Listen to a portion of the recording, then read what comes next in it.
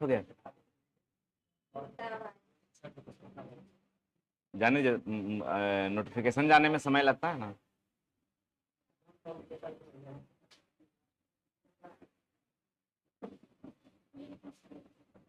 आप लोग पीडीएफ निकाले फिजिक्स वाला?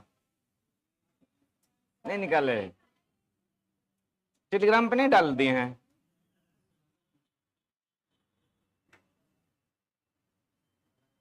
एक दो बार देख के जाएंगे तो अच्छा रहेगा।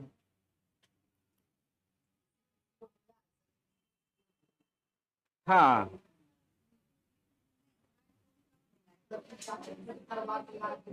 अच्छा, चलिए आज का नया सेशन है एनसीईआरटी बायोल का। क्लास तो ऐसे बिहार स्पेशल का था, लेकिन स्लाइड ही डिलीट हो गया, क्या हो गया है मिल ही नहीं रहा है, नया स्लाइड बनाना पड़ेगा। तब तक इसका स्लाइड बना हुआ था तब तो यही चलेगा। ठीक है, लगभग इसमें 300 से 400 क्वेश्चन ऊपर हैं बायोलॉजी में टोटल एनसीईआरटी से संबंधित। ठीक है, और 400 क्वेश्चन है तो उसका मतलब अगर डिस्कशन करेंगे तो 1500 से 2000 से ऊपर चला जाएगा। ठीक है, चलिए तो पहला देखते हैं, यहीं से स्टार्ट करते हैं। जो भी ऑनलाइन वाले हैं तो जल्दी जल्दी जुड़ जाइए। चलिए लाइव आया, देखिए तो कितना लाइव है, कितना स्टूडेंट है लाइव में। ठीक, आ जाएगा, धीरे धीरे बढ़ जाएगा। यहां पर देखिए कह रहा है कि निम्नलिखित में कौन सर्वाहारी श्रेणी में आता है। सर्वाहारी के मतलब क्या हो गया, जिसको हम लोग क्या बोलते हैं इंग्लिश में, ओमनीवोरस ना, ओमनीवोरस। ठीक है, कलर चेंज कर रहे हैं, हमेशा फिक्स नहीं होता, क्यों नहीं होता ये फिक्स? ये ठीक है, ओमनीवोरस पहला है। किसको ओमनीवोरस किसको कहेंगे? जो प्लांट फूड भी खाता है और एनिमल फूड भी खाता है। ठीक है, तो उसमें कौन हो जाएगा, शाकाहारी और मांसाहारी। शाकाहारी को वेजिटेरियन बोलते हैं और मांसाहारी को क्या बोलते हैं, कार्निवोरस बोलते हैं। क्या हुआ, ठीक है ना सब? तो आंसर कौन इसमें हो जाएगा, ये बोथ हो जाएगा ना, यानी कि सी हो जाएगा आंसर। ठीक है, आगे हम लोग देखते हैं।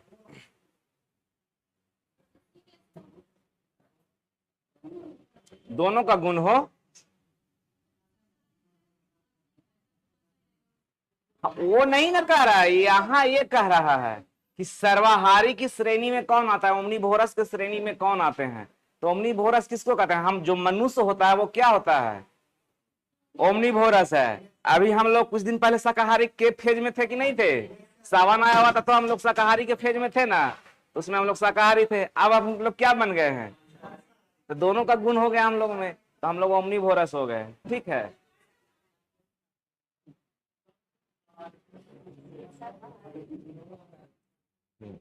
देखिए बहुत अच्छे क्वेश्चन है। कह रहा है मधुमक्खियां, जिसको हम लोग बोलते हैं हनी, फूलों के मकरंद, मकरंद मतलब क्या, फूलों के रस। ठीक है, रस एकत्र मतलब कलेक्ट कर इसे क्या करता है, स्टोर करने का काम करता है। ठीक है, क्यों, इसके नीचे 4 स्टेटमेंट दिया हुआ, क्या दिया हुआ, पहला कि फूल और मकरंद वर्ष में केवल कुछ समय ही क्या होते हैं, उपलब्ध हो पाते हैं। पहला स्टेटमेंट यह दिया हुआ है। दूसरा है कि मधुमक्खियों में अधिक शहद खाने की प्रवृत्ति होती है, यह भी गलत है। ठीक है, तीसरा है इनमें आलस की प्रवृत्ति होती है और ऐसा करने से उन्हें खाने को भंडार एकत्र होने के बाद काम नहीं करना पड़ता है। और डी है उपयुक्त सभी। कौन सा हो जाएगा, ए सही हो जाएगा, क्योंकि वो लोग देखते होंगे कि मधुमक्खी का ज्यादा जो मतलब वो बसंत ऋतु के आसपास, जिसमें आम का मंजर होता होगा, जिसमें जो या जामुन का जो होता है ना, उस बसंत ऋतु वाला सीजन, उस सीजन में मधुमक्खियां क्या होती है, पालने वाला भी देखते होंगे, जो मधुमक्खी का जो पालन करता है, मधुमक्खी के पालन का क्या कहलाता है जी, हाँ, मधुमक्खियों का पालन क्या कहलाता है, एपीकल्चर कहलाता है। ठीक है, तो देखते हैं कि वो सब भी उसी के समय बाहर ला के छोड़ता है मधुमक्खी को। ठीक है, तो वो क्या करता है, मधुमक्खी फूल के रस को क्या करता है, वो अपने छत्ते में स्टोर करता है। क्यों स्टोर करता है, इसलिए वो स्टोर करता है, वो सोचता है मधुमक्खी कि इस खाने को हमको कितना वर्ष चलाना है, पूरे वर्ष चलाना है, क्योंकि कुछ ही समय साल के कुछ ही महीने में वो क्या होता है, उपलब्ध हो पाता है, मकरंद मिल पाता है। तो फूल और उनका मकरंद वर्ष में केवल कुछ समय ही में क्या होता है, उपलब्ध हो पाता है। तो इसका हमको सही चुनना है, तो हमारा आंसर कौन हो जाएगा, ए हो जाएगा। आगे देखिए, निम्नलिखित कथनों पर विचार करना है और सत्य नहीं है, सत्य का चुनाव नहीं करना है। ठीक है, सत्य की खोज में नहीं जाना है, गलत रास्ते पे चलना है, मतलब सत्य बताना है। इसमें पहला कह रहा है, इसमें ऑप्शन है कि animal and plant and animal भोजन के क्या होते हैं, मुख्य स्रोत है, मुख्य स्रोत है। ठीक है, ये सही है गलत है। कहने का मतलब हो गया कि जो भोजन होता है, जो हम लोग भोजन खाते हैं, वो भोजन किस रूप में रहता है, जंतु या पौधे के रूप में, मतलब एनिमल फूड और प्लांट फूड। एनिमल फूड मतलब नहीं समझ में आया, हो गया दूध हो गया, मांस हो गया, मछली हो गया, अंडा हो गया, मतलब जो एनिमल से प्राप्त होते हैं। प्लांट फूड किसको कहेंगे, जैसे फ्रूट्स हो गया, वेजिटेबल्स हो गया, ये सब हो गया प्लांट फूड। तो भोजन का यही ना दो मुख्य स्रोत है। तो हमारा स्टेटमेंट क्या है, सही है। दूसरा कहता है कि सभी पौधों की जड़ तथा तना, पुष्प और पत्तियों को क्या करते हैं, खाया जाता है। तो सभी पौधों को नहीं खाया जाता है।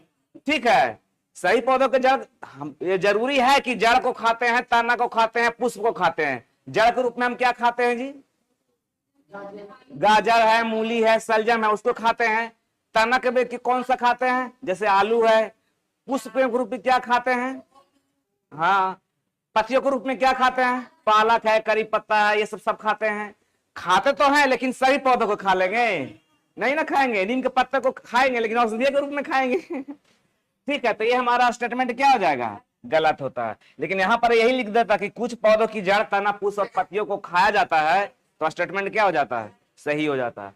तीसरा वही कह रहा है कि कुछ पौधों के दो या दो से अधिक भाग खाने क्या होते हैं, योग होते हैं। सही है, ये हमारा स्टेटमेंट तीसरा भी सही है।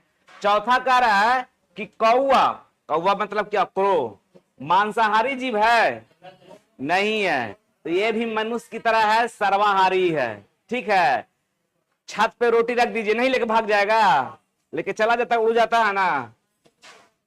ठीक है, और बचपन में कौवा और लोमड़ी वाला कहानी भी सुने होंगे।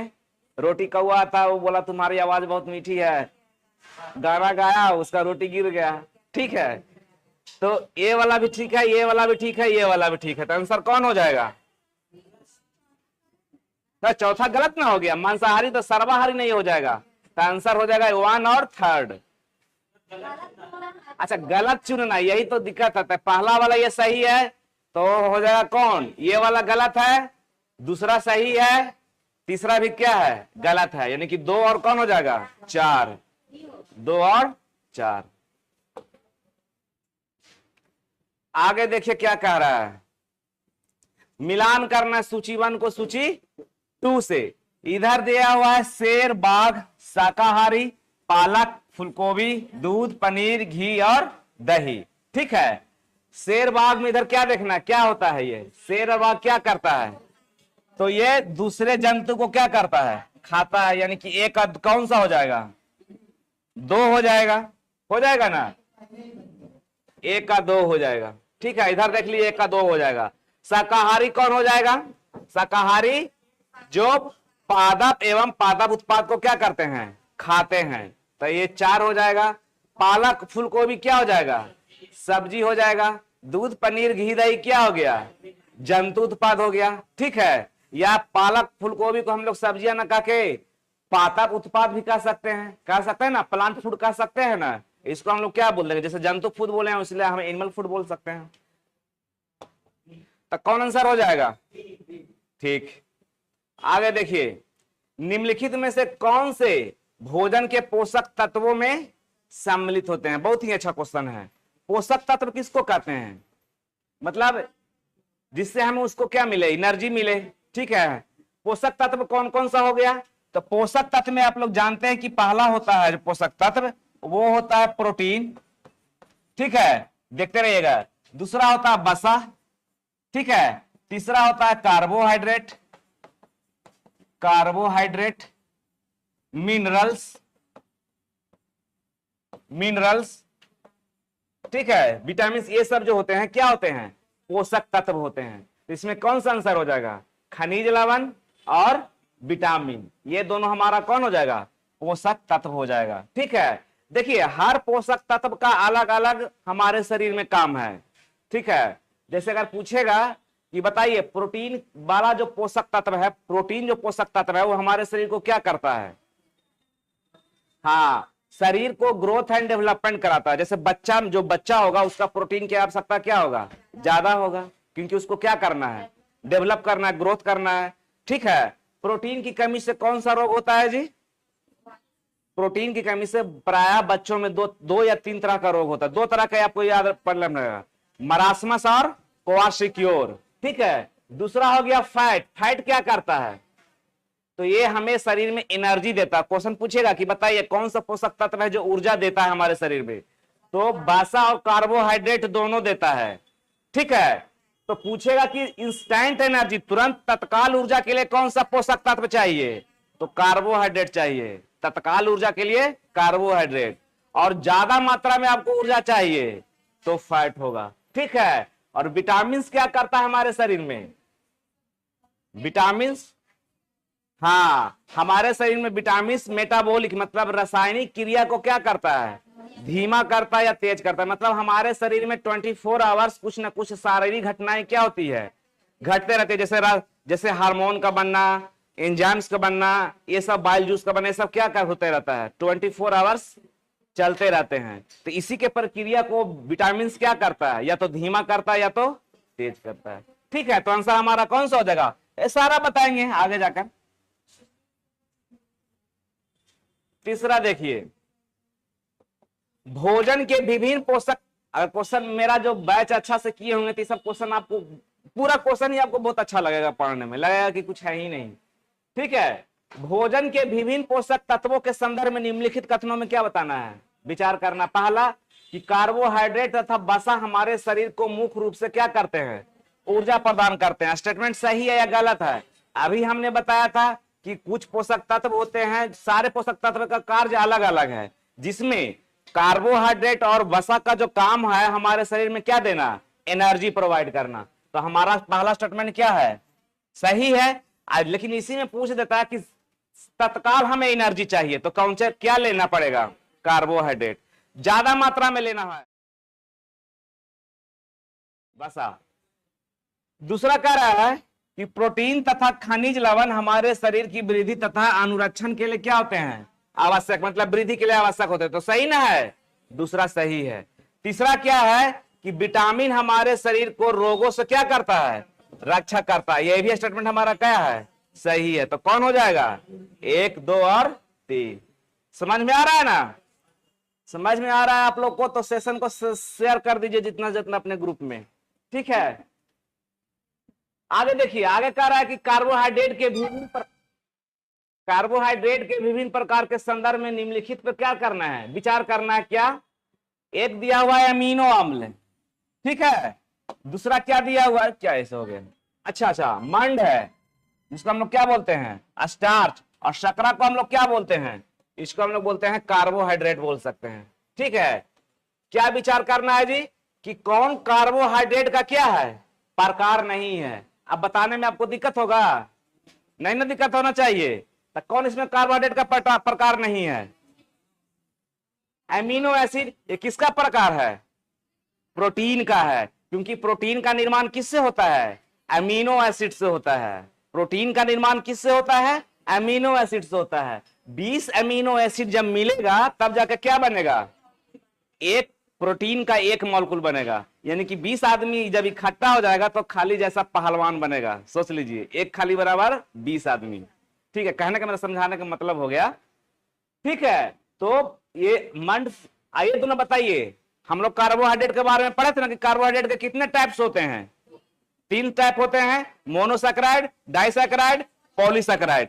तो ये जो स्टार्च है किस में आता है, पॉलीसैकेराइड में आता है। पॉलीसैकेराइड में 3 ही आता है, स्टार्च, ग्लाइकोजन और सेलुलोज। ठीक है, तो ये शर्करा किस में आएगा, ये जिसको हम लोग कार्बोहाइड्रेट बोलते हैं, मोनोसैकेराइड में आएगा। ठीक है, ये मोनोसैकेराइड में आएगा, ये पॉलीसैकेराइड में आएगा। तो पूछ रहा क्या, कार्बोहाइड्रेट के विभिन्न प्रकार के संदर्भ में, तो कार्बोहाइड्रेट में कौन आ गया जी, 2 और 3 आ गया, कहां गया, अच्छा नहीं है तो अमीनो अम्ल वाला हो जाएगा, ए वाला आंसर हो जाएगा। ध्यान नहीं रहता यहाँ पे, पहले ही टिक आउट कर लेना। आगे देखिए, आगे कह रहा है कि बसा, बसा मतलब फैट, भोजन का एक महत्वपूर्ण घटक है। बात सही है। बसा के संदर्भ में निम्नलिखित कथनों पर क्या करना है जी, विचार करना है। कह रहा भोजन में बसा की अत्यधिक मात्रा मोटापे का क्या बनती है, कारण बनती है। सही है गलत है, सही है ना। ज्यादा फैटी खाना खाइएगा तो जितना ज्यादा बसा आपके स्टोर में होगा उतना ज्यादा आप क्या होंगे, मोटा होंगे, ये सही बात है। महिलाओं में फैट ज्यादा पाया जाता है, ठीक है, और पुरुषों में फैट की संख्या क्या होती है, कम पाई जाती है, जिसके कारण पुरुषों का जो शरीर होता है गठीला होता है, ताकतवर होता है। ठीक है, तो पहला ये हो गया। दूसरा क्या है कि बसा शरीर को क्या करता है, ऊर्जा प्रदान करता है। सही है गलत है, सही है, क्योंकि ये पोषक तत्व में 2 ही पोषक तत्व है जो हमें शरीर को क्या देता है, एनर्जी देता है। एक फैट हो गया, क्या हो गया, कार्बोहाइड्रेट हो गया। तीसरा हो गया कि बसा की तुलना में, कह रहा है ध्यान दीजिएगा, ये दूसरा भी सही हो गया, पहला भी सही है। तीसरा कह रहा है कि बसा की तुलना में कार्बोहाइड्रेट की समान मात्रा से हमें क्या मिलती है, अधिक ऊर्जा मिलती है। स्टेटमेंट सही है गलत है, समान मात्रा मतलब है कि 1 ग्राम अगर कार्बोहाइड्रेट लेते हैं तो 1 ग्राम क्या लेना पड़ेगा, बसा लेना पड़ेगा। 10 ग्राम कार्बोहाइड्रेट लेते हैं तो 10 ग्राम ही बसा लेना पड़ेगा। तो ये दोनों से कह रहा है कि बसा की तुलना में कार्बोहाइड्रेट की समान मात्रा से हमें अधिक मिलती है। तो सही तो है ना, क्योंकि 1 ग्राम अगर आप बसा लेते हैं तो उससे आपको कैलोरी कितना मिलता है, 9.2 किलो कैलोरी, और 1 ग्राम अगर कार्बोहाइड्रेट लेते हैं तो उससे जो हमें मिलती है 4.2 किलो कैलोरी। तो किसका ज्यादा है जी, फैट का ज्यादा है, और कार्बोहाइड्रेट का क्या है, कम है। तो वही तो बोल रहा है कि बसा की तुलना में कार्बोहाइड्रेट की समान मात्रा से हमें क्या मिलती है, तो अधिक ऊर्जा प्राप्त होती है बसा की तुलना में। तो गलत हो गया ना, बसा से कंपेयर कर रहा है तो बसा का ज्यादा होता है ना, या कह रहा कार्बोहाइड्रेट का ज्यादा है, तो ये गलत हो गया स्टेटमेंट। तो कौन सा सही हो जाएगा, पहला और दूसरा। आगे देखिए, 5वां नंबर क्वेश्चन क्या कहता है, कहता पोषक तत्वों के अलावा जल भी भोजन का क्या होता है, हिस्सा होता है। एकदम सही है, जब भी भोजन कीजिएगा तो जल की आवश्यकता पड़ेगी ही पड़ेगी। ठीक है, इस रूप में जल के संदर्भ में निम्नलिखित कथनों पर विचार करना। क्या विचार करना है कि कुछ सीमा तक शरीर के लिए आवश्यक जल की पूर्ति खाद्य पदार्थों में उपस्थित जल से हो जाती है। ये क्या कह रहा है कि जितना हमें शरीर का जल जरूरी होता है ना हमारे शरीर में, उतना कुछ हद तक जो हम खाना खाते हैं उससे ही पूर्ति हो जाती है। जैसे हम दूध पीते हैं ना जी, जिससे हम चाय पीते हैं, कॉफी पीते हैं, ये हम लोग क्या ठंडा कोई पेय पदार्थ पीते हैं, तो उससे भी हमें शरीर को क्या मिलता है, जल मिल जाता है ना, अलग से लेने की जरूरत नहीं है। तो इसके अनुसार तो स्टेटमेंट हमारा क्या हो गया, सही हो गया। दूसरा क्या कह रहा है कि जल भोजन में उपस्थित पोषक तत्वों को क्या करता है, अवशोषित करने और यूरिन तथा पसीने के रूप में अपशिष्ट पदार्थों को शरीर से बाहर निकालने में क्या करता है, सहायता करता है। बिल्कुल सही है, पसीने के रूप में जब हमारा शरीर वाटर निकलता है तो उसके साथ अपशिष्ट पदार्थ भी निकलता है कि नहीं निकलता है, सही बात है। ठीक है, हाँ सी इसका आंसर हो जाएगा। इसमें दोनों स्टेटमेंट क्या है, सही है, तो कौन हो जाएगा, सी हो जाएगा।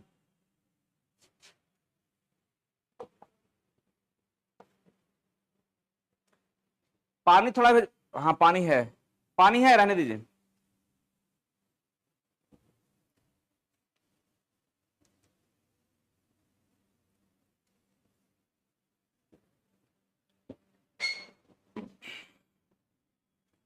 देखिए कितना अच्छा क्वेश्चन है। क्या कह रहा है, इधर विटामिन का नाम दिया हुआ, इधर क्या दिया हुआ है, उससे होने वाले बीमारी। ठीक है, अब देखिए विटामिन ए, इसे देखिए बहुत सारा क्वेश्चन निकलेगा। विटामिन ए, विटामिन बी1, विटामिन सी, विटामिन डी। पहले हमको क्या बताना है, इसका रासायनिक नाम बताना है, ठीक है। विटामिन ए का रासायनिक नाम क्या होता है? हाँ, विटामिन ए का रासायनिक नाम होता है रेटिनॉल। विटामिन बी1 को क्या बोलते हैं? थायमीन बोलते हैं। विटामिन सी का क्या बोलते हैं? एस्कॉर्बिक एसिड बोलते हैं, ठीक है। अब विटामिन डी को क्या बोलते हैं? कैलिसफेरॉल बोलते हैं, ठीक है। ये इसका रासायनिक नाम हो गया, ठीक है। विटामिन ए का सोर्स क्या है सबसे ज्यादा? तो विटामिन ए का सबसे ज्यादा आपको मिलता है गाजर में, ठीक है। किसी की आंखें खराब है तो क्या खा सकता है? गाजर खा सकते हैं। या गोल्डन राइस, गोल्डन राइस में भी विटामिन ए प्रचुर मात्रा में मिलता है, ठीक है। दूसरा विटामिन बी1, विटामिन बी1 किसको धोने से समाप्त हो जाता है? चावल को। हाँ, चावल को धोने से कौन सा विटामिन समाप्त होता है? बस विटामिन बी समाप्त होता है। और विटामिन सी कहां मिलेगा? तो मिलेगा कहां पे? आंवला है या संतरा है या खट्टे फल है। और सबसे ज्यादा विटामिन सी कहां मिलेगा? आंवला में मिलेगा, ठीक है। सबसे ज्यादा जो विटामिन सी कहां मिलेंगे? आंवला में मिलेंगे। और विटामिन डी कहां मिलेंगे? सबसे ज्यादा मिलते हैं सनलाइट में। कहां मिलते हैं? सनलाइट में। और विटामिन डी कहां मिलते हैं? तो मछली के तेल में, कॉड लिवर ऑयल, उसमें विटामिन ए और विटामिन डी दोनों प्रचुर मात्रा में रहता है, ठीक है। तो कॉड लिवर ऑयल। और कहां मिलेंगे? खाद्य पदार्थों में, तो दूध में मिलेंगे, ठीक है। इतना सारा चीज था। अब देखते हैं कि विटामिन ए की कमी हो जाएगा आपके शरीर में तो क्या मिलेगा? विटामिन ए से होगा दृष्टिहीनता, मतलब आंखों से संबंधित जो भी रोग होता है विटामिन ए के कमी के कारण होता है। तो ए का कौन हो जाएगा जी? 3 हो जाएगा ना। तो ए का 3 हो जाएगा, ठीक है। ए का कौन हो जाएगा? 3 हो जाएगा। फिर कहता है विटामिन बी1, विटामिन बी1 से क्या हो जाएगा? बेरी बेरी रोग हो जाएगा, पहला। विटामिन सी से क्या होगा? अस्कर्बी होगा। विटामिन सी का कितना हो गया? 3 हो गया क्या? 4। और डी का क्या हो गया? रिकेट्स। विटामिन डी की कमी से क्या हो गया? रिकेट्स। बेरी बेरी में क्या होता है कि आपको वजन बहुत तेजी से घटता है, ठीक है। आपको भूख कम लगना स्टार्ट होता है। चलिए आगे चलिए, और इसके बारे में जानना है।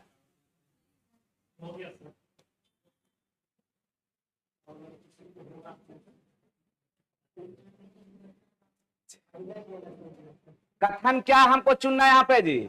असत चुनना है। असत मतलब गलत कथन चुनना है। तो पहला कह रहा है विटामिन ए त्वचा और आंखों के स्वास्थ्य को क्या करता है? सही है गलत है? ये सही है। अगला कह रहा है कि विटामिन बी1 घाव भरने में सहायक होते हैं, ये गलत है। घाव भरने में कौन सा विटामिन? विटामिन सी सहायक होते हैं, ठीक है। और विटामिन सी रोगों से लड़ने में सहायक होते हैं, सही है, ठीक है। क्योंकि अगर आपको मसूड़ों से संबंधित कोई रोग है जैसे पायरिया, तो पायरिया किसके कमी के कारण होता है? विटामिन सी के कमी के कारण होता है। और अच्छा, विटामिन डी हमारी अस्थियों और दांतों के लिए कैल्शियम का उपयोग करने में हमारे शरीर क्या करता है? सहायता करता है, ये भी सही है। तो कौन आंसर हो गया? बी गलत हो गया। घाव भरने में कौन विटामिन? C vitamin. और पूछेगा हड्डियों में क्या होता है जी? तो कैल्शियम। कैल्शियम और फास्फोरस प्रचुर मात्रा में मिलता है। आगे देखिए,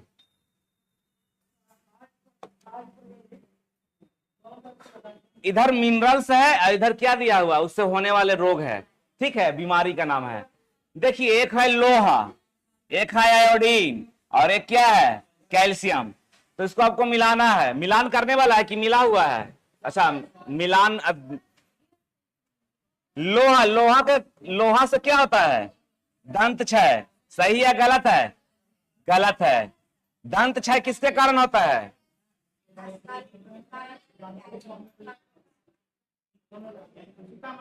फ्लोरीन के कारण ना होता है।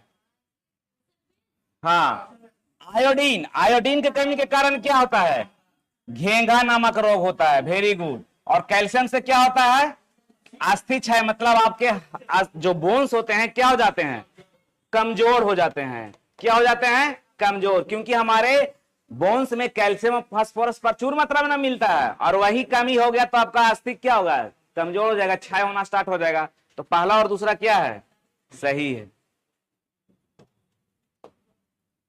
आगे देखिए,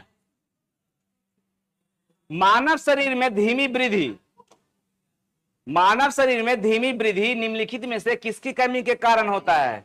धीमी वृद्धि मतलब क्या हो गया, जिसका ग्रोथ किसी व्यक्ति का ग्रोथ क्या होता है, रुक जाता है। देखते हैं ना, कोई व्यक्ति छोटा हो जाता है, कोई लंबा हो जाता है, तो वृद्धि हुआ ना वही। तो जो धीमी वृद्धि होता है किसके कारण होता है, प्रोटीन के कमी के कारण होता है। ठीक है, किसके कमी के कारण होता है, प्रोटीन के कमी के कारण होता है। विटामिन की खोज किसने किया था जी, फंक नामक वैज्ञानिक ने किया था। ठीक है, वसा हमारे शरीर में किस प्रकार के टिश्यू में पाया जाता है, एडिपोस टिश्यू।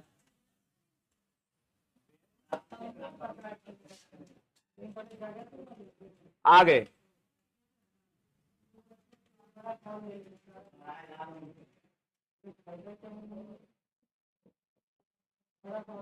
आगे कह रहा है कि धागा पतले तंतुओं से मिलकर बनता है।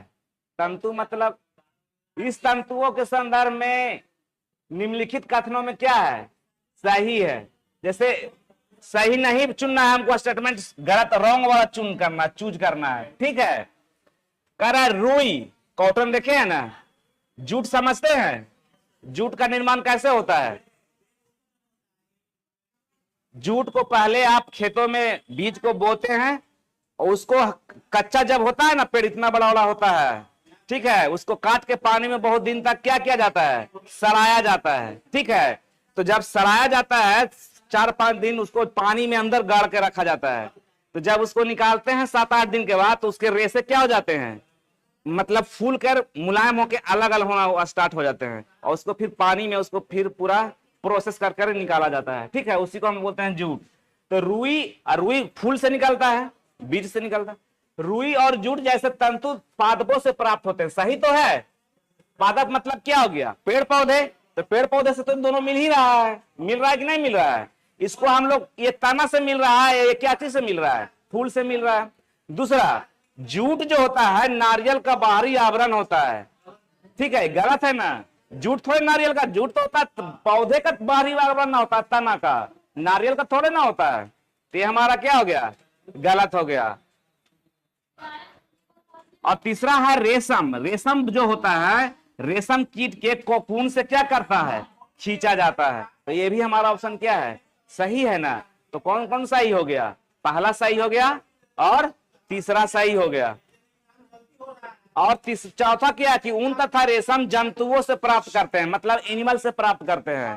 तो ऊन जैसे भेड़ से प्राप्त होता है ना, ऊन किससे प्राप्त होता है, भेड़ से, बकरी से भी होता है। ठीक है, किसी भी जानवर से कर सकते हैं। और रेशम, रेशम किससे प्राप्त होता है, अभी यहां पर लिखा हुआ है रेशम कीट से होता है। तो ये सब तो एनिमल से प्राप्त। थोड़ा कम हल्ला कीजिए।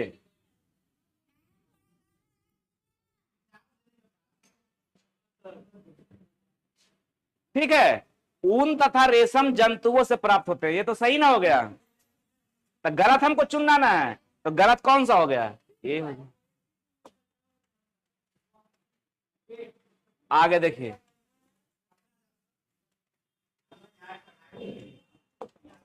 चलिए, एक होता है प्राकृतिक रेशा तंतु, मतलब रेशा हो गया। ठीक है, और एक है संश्लेषित तंतु। दोनों में क्या अंतर है, पहले एक क्वेश्चन समझिएगा तब ना। एक नेचुरल फाइबर है, एक मैन मेड फाइबर है।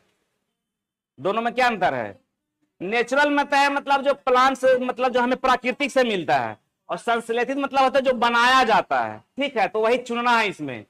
कह रहा कि उपयुक्त तंतुओं में से कौन जो है संश्लेषित, मतलब मानव के द्वारा निर्मित उदाहरण है। तो उसमें कौन कौन हो जाएगा, इसमें हो जाएगा कौन, पॉलिएस्टर, नाइलॉन। सबसे पहले तो नाइलॉन को ही हम लोग बनाए हैं। ठीक है, फिर कौन सा हो जाएगा, एक्रिलिक। एक्रिलिक नाम है इंग्लिश में। तो 2, 3, 4 जो है, 2, 3, 4 ये हमारा कैसा है, मैन मेड है। बाकी फ्लैक्स और रेशम जो होता है वो क्या है, वो नेचुरल है, प्राकृतिक है। ठीक है, तो आंसर कौन हो जाएगा, 2, 3 और 4 हो जाएगा। धीरे धीरे आएगा हार्ड, अभी तो आराम से जा रहा है धीरे धीरे। कह रहा है कि भारत में पटसन या जूट की खेती प्रमुख रूप से कहां की जाती है? ये सर आराम से जानते हैं कि पश्चिम बंगाल में की जाती है, बिहार के किशनगंज जिला, पूर्णिया जिला, ये सब फेमस है जूट के लिए, ठीक है। और उसके बाद असम जिला में भी होती है। तो 1, 3 और 4 कौन सा हो जाएगा? सी हो जाएगा। पूछेगा कि सबसे ज्यादा जूट की खेती कहां होती है? पश्चिम बंगाल। बिहार में कहां होती है? पूर्णिया में होती है। पूर्णिया किशनगंज सब एक ही रूट में पड़ता है। आगे देखिए, कह रहा पटसन, पटसन को हम लोग क्या बोलते हैं? जूट बोलते हैं। पादप मतलब प्लांट के किससे मिलता है? पुष्पन से मिलता है, मतलब प्लांट के फूल से प्राप्त होता है। हाँ कहते हैं तना से प्राप्त होता है ना, हमने क्या बताया था? हाँ, इतना बड़ा बड़ा पौधा होता है, एक इतना पतला पतला होता है, सिंगल सिंगल, उसको काट के क्या किया जाता है? पानी में डुबा दिया जाता है, ठीक है। तो उसके तने से निकलते हैं। तो पुष्पन तो गलत हो जाएगा ना, यहां पर क्या हो जाएगा? तना हो जाएगा या स्टेम। पटसन के तनों को कुछ ही दिनों तक जल में डुबो कर रखते हैं। देखिए आ ही गया, सही हो गया ये। कह रहा रेशे से तागा बनाने की प्रक्रिया को हम लोग क्या बोलते हैं? कताई बोलते हैं, ठीक है। तो ये भी हमारा ऑप्शन क्या है? सही है। तो कौन हो जाएगा? कताई। मतलब जैसे जैसे हम गांधी जी क्या करते थे? चरखा चला के धागा को बनाते थे ना, तो वो भी कताई हो गया, ठीक है। तो पटसन वाला जो जूट है उसको भी हम लोग क्या करते थे? एक लकड़ी का रहता था, घुमा गोल गोल घुमा के उससे हम लोग बनाते थे रस्सी, ठीक है। अभी भी गांव देहात में जाइएगा तो आप लोग चौक चौराहे पर इसको देखिएगा बनाते हुए। तो कौन सा आंसर हो जाएगा? दूसरा। और आगे देखिए,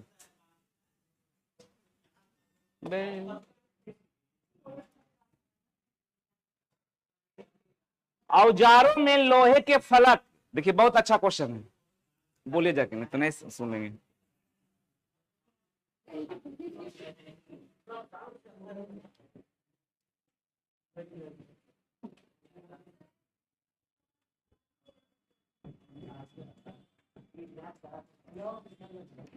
अंदर से लगा हुआ। देखिए करा है औजारों में लोहे के फलक में बने बलय में लकड़ी का हत्था लगाने के लिए फलक के बलय वाले हिस्से को गर्म किया जाता है। कहने का मतलब हो गया, कुल्हाड़ी देखे हैं? कुल्हाड़ी में क्या लगा हुआ रहता है? लकड़ी का हत्था लगा हुआ रहता है ना। कुदाल देखे हैं? कुदाल में भी क्या रहता है? लकड़ी का हत्था लगा हुआ रहता है, लगा हुआ रहता है ना। तो वही क्वेश्चन कह रहा है, कुदाल जिसे हम लोग मिट्टी कोड़ते हैं, हाँ ठीक है। तो कहता है औजारों में लोहे के फलक में बने बलय। बलय मतलब क्या हो गया? गोल हो गया। बलय मतलब छेदा गोल, जिसमें लकड़ी क्या होता है? उसमें लगाया जाता है, तो वही बलय कहता है। बने बलय की लकड़ी का हत्था लगाने के लिए फलक के बलय वाले हिस्से को क्या करते हैं? गर्म करते हैं। एक्चुअली होता क्या है, मान लो कि कुल्हाड़ी लेते हैं, तो कुल्हाड़ी में हमें क्या लगाना होता है? बेत लगाना पड़ता है ना।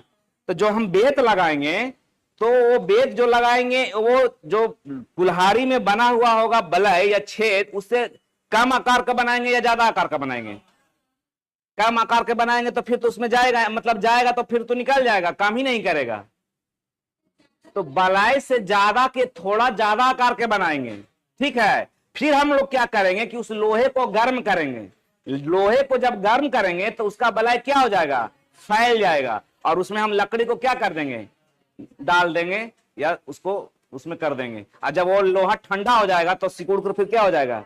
टाइट हो जाएगा, छोटा हो जाएगा। वो कहना का चाह रहा है। तो वही कह रहा है कि औजारों में लोहे के फलक में बने बलय में लकड़ी का हत्था लगाने के लिए फलक के बलय वाले हिस्से को क्या करते हैं? गर्म किया जाता है। लिखा हुआ है ना, फलक के बलय वाले हिस्से को क्या करते हैं? गर्म करते हैं। गर्म करने से बलय में निम्नलिखित में क्या परिवर्तन होगा? क्या होगा? उसका आकार छोटा हो जाएगा, उसका आकार बड़ा हो जाएगा, उसके आकार में कोई परिवर्तन नहीं होगा। तो क्या हो जाएगा? जब वो गर्म होगा तो बड़ा रहेगा, तो लकड़ी आसानी से उसमें क्या हो जाएगी? चला जाएगा। जब वो ठंडा होगा तो क्या हो जाएगा? लकड़ी कस के ग्रिप बना लेगी अपना। आगे देखिए, कह रहा है कागज का जलना, दूध से दही का बनना, नमक का पानी में घुलना, या कुम्हार द्वारा मिट्टी के ढेर को बर्तन में बदलना।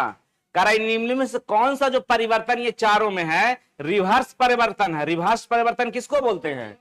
भौतिक परिवर्तन को हम लोग रिवर्सेबल चेंज बोलते हैं, परिवर्तन बोलते हैं, जिसको हम लोग बोलते हैं उत्क्रमणीय परिवर्तन। और जो रासायनिक परिवर्तन होता है उसको हम लोग बोलते हैं अनुत्क्रमणीय परिवर्तन। ठीक है, केमिकल रिएक्शन को। तो आप लोग हम बताइए कि इसमें कौन जो है रिवर्स मतलब भौतिक परिवर्तन, फिजिकल चेंज कौन है इसमें?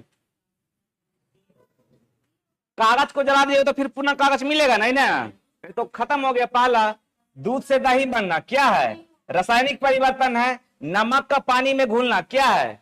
नमक को पानी में घुला दीजिए, फिर उसको गर्म कर दीजिए, पानी भाप बन के उड़ जाएगा, बाकी जो बचेगा क्या बचेगा? नमक बचेगा।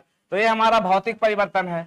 तीसरा क्या है कि कुम्हार, हाँ, बर्तन में बदल देना, फिर वो बर्तन को मिट्टी में क्या, पानी से क्या कर दीजिए, भिंगा दीजिए, तो पुनः मिट्टी में प्राप्त हो जाएगा। तो आंसर कौन हो जाएगा? 3 और पकाया हुआ वाला नहीं बोल रहा है ये, हाँ तो उसके अनुसार तो फिर होगा ही नहीं। चलिए, या यहां पर लिख देता है कि कुम्हार द्वारा पका मिट्टी के ढेर के बर्तन में बदलना, ऐसे कर देता तो गलत हो जाता, एक ही आंसर होता सही।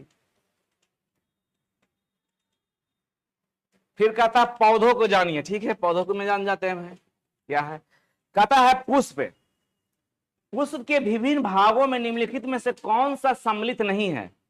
ठीक है, एक चीज देखिएगा यहां पर थोड़ा सा समझने वाला चीज है। बाह्य दल, जिसको हम इंग्लिश बताएंगे पंखुड़ी, पुंकेसर, स्त्री केसर और मूलांकुर, क्या नहीं है? जो बचे हुए पढ़े हुए हैं उनके लिए तो कोई दिक्कत नहीं है, जो पढ़े हुए हैं उनको समझ में आ जाना चाहिए। कौन वाला आंसर होगा इसका? जल्दी बताइए। बाह्य दल नहीं, पंखुड़ी के हम लोग क्या बोलेंगे? पंखुड़ी के हम लोग बोलेंगे पीटल। हाँ, पंखुड़ी जैसे फूल का पंखुड़ी होता है ना, उसको इंग्लिश में हम लोग क्या बोलेंगे?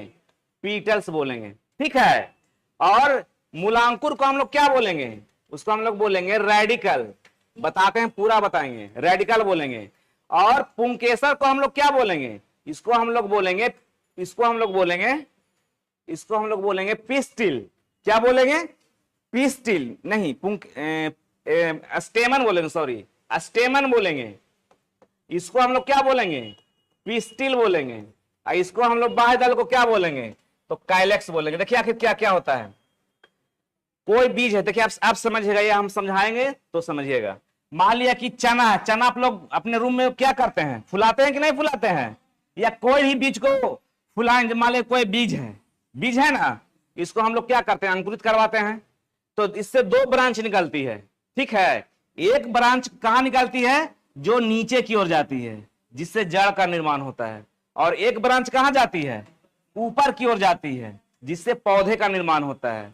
तो जो नीचे रुखे जड़ जाती है उसको हम लोग क्या बोलते हैं? उसको हम लोग बोलते हैं रेडिकल। क्या बोलते हैं? रेडिकल, जिसको हिंदी में क्या बोलते हैं? मूलांकुर बोलते हैं। क्या बोलते हैं? मूलांकुर। और जो ऊपर की ओर जाता है उसको हम लोग क्या बोलते हैं? उसको हम लोग बोलते हैं परांकुर।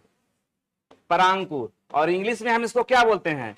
प्रीम्यूल बोलते हैं, प्लीम्यूल बोलते हैं। ठीक है, क्या बोलते हैं? प्लीम्यूल बोलते हैं। तो ये मूलांकुर और परांकुर तो बीज का हिस्सा हो गया ना, समझ में आया? तो ये बीज का हिस्सा हो गया, लेकिन हमको पूछ रहा किसका हिस्सा? पुष्प का हिस्सा। तो पुष्प का हिस्सा कौन कौन हो जाएगा? पंखुड़ी हो जाएगा, क्योंकि इसके फूल के पंखुड़ी को ही बोलते हैं। पुंकेसर हो जाएगा, स्त्री केसर हो जाएगा, और कौन हो जाएगा?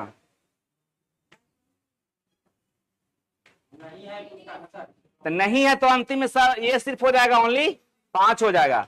नहीं पूछा, हम खोज रहे हैं कि कौन है, 1 2 3 4 दिया हुआ ही नहीं है, तो आंसर कौन हो जाएगा? 1 हो जाएगा। अब यहां पर देखिए क्या क्यों समझिएगा। कुछ पुष्प एक लिंगी होते हैं और कुछ पुष्प क्या होते हैं? द्विलिंगी। मतलब समझ में आया?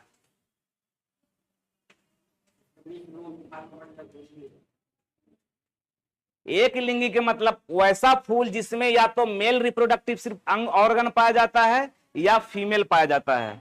ठीक है, उसको हम लोग एक लिंगी बोलते हैं। और कुछ ऐसे फूल होते हैं जिसमें मेल और फीमेल वाला दोनों रिप्रोडक्टिव ऑर्गन क्या होते हैं, मौजूद होते हैं। ठीक है, जैसे खीरा, ककड़ी, तारबूज, ये सब का जो फूल होता है ना वो एकलिंगी होता है। मक्का का पौधा भी जो होता है कैसा आता है, एकलिंगी होता है। ठीक है, तो जो ये देख रहे हैं ना पिस्टिल, ये पिस्टिल जो है, ये पिस्टिल जो है ये फीमेल ऑर्गन वाला भाग है, और जो स्टेमन है ये क्या है, ये मेल, फूल का मेल वाला रिप्रोडक्टिव ऑर्गन है। ठीक है, इतना समझ में आ गया ना, आगे पूरा समझाएंगे।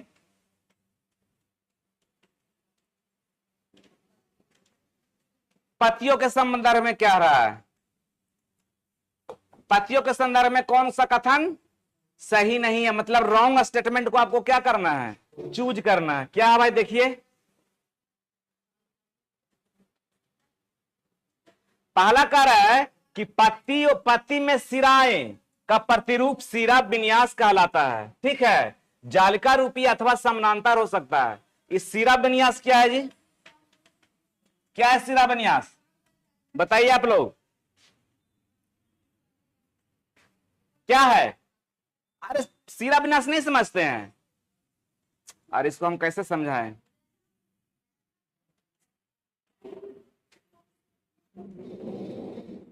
इसको हम कैसे समझाएं। अरे मान ले कि ये हमारा ये क्या है, ये हमारा क्या है, लीफ है, लीफ है ना, तो इसमें देखते होंगे जब सूख जाता है तो छोटे छोटे छोटे छोटे सिराएं नहीं रहती है, रहती है कि नहीं रहती है, ऐसा ऐसा दिखाई पड़ेगा। ठीक है, जैसे हम लोग में ब्लड का जो फ्लो होता है किसके माध्यम से होता है, पतले पतले नस के माध्यम से होता है, उसी तरह पत्तों में पाया जाता है।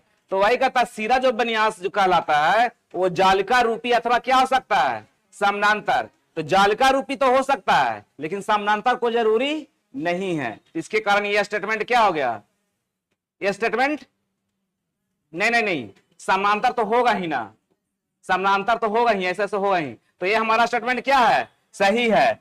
पत्ती में पर्णवृत्त और क्या होते हैं, फलक होते हैं। ये भी क्लोरोफिल होता है ना, पत्तियों में तो क्लोरोफिल होता ही है, क्लोरोफिल को ही ना बोलते हैं पर्णवृत्त। तीसरा है पत्तियां सूर्य के प्रकाश की उपस्थिति में ही क्या चीज का निर्माण करती है, मंड यानी क्या स्टार्च का निर्माण करती है। सही बात है, बिना फोटोसिंथेसिस सूर्य के प्रकाश के बिना संभव है नहीं ना। तो ये भी स्टेटमेंट हमारा क्या है, सही है। लेकिन हमको चुनना क्या है, सही नहीं है। ठीक है, तो अगला हमारा कह रहा है कि पत्तियां वायुमंडल में उपस्थित जलवाष्प का कुछ हिस्सा भोजन बनाने की प्रक्रिया में क्या करती है, ग्रहण करती है। कुछ हिस्सा क्या, सभी का सभी करेगा, जिसके कारण ये स्टेटमेंट क्या हो जाएगा, गलत हो जाएगा। आगे देखिए,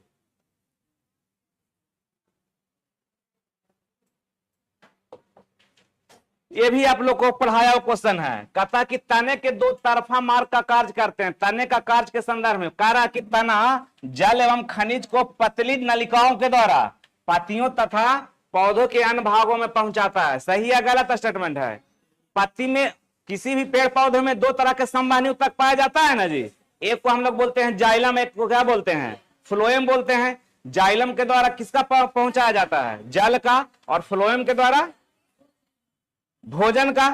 ठीक है, तो वही कह रहा है तना जल एवं खनिज को पतली नलिकाओं के द्वारा नहीं रहेगा। मान ले कि हमारा ये पेड़ है, ठीक है, ये हमारा क्या है, पेड़ है, ये हमारा क्या है, पेड़ है। ठीक है, यहां पर क्या लगा हुआ है, पत्ती लगा हुआ है। तो यहां से जल कैसे जाएगा पत्ती तक, कुछ ना कुछ पतली नलिकाएं लगी हुई होगी, तभी ना लेके चले जाएगा। ठीक है, तो वही कहता तना जल एवं खनिज को पतली नलिकाओं के द्वारा पत्तियों तथा पौधों के अन्य भागों तक पहुंचाता है। तो सही ना हो गया। और ये किसके द्वारा जाता है, जल जाइलम के द्वारा। किसके द्वारा, जाइलम के द्वारा। और दूसरा कहता है कि पत्तियों द्वारा बना भोजन तनों से होकर ही पौधे के विभिन्न भागों में संग्रहित होता है। ये भी हमारा स्टेटमेंट क्या है, सही है।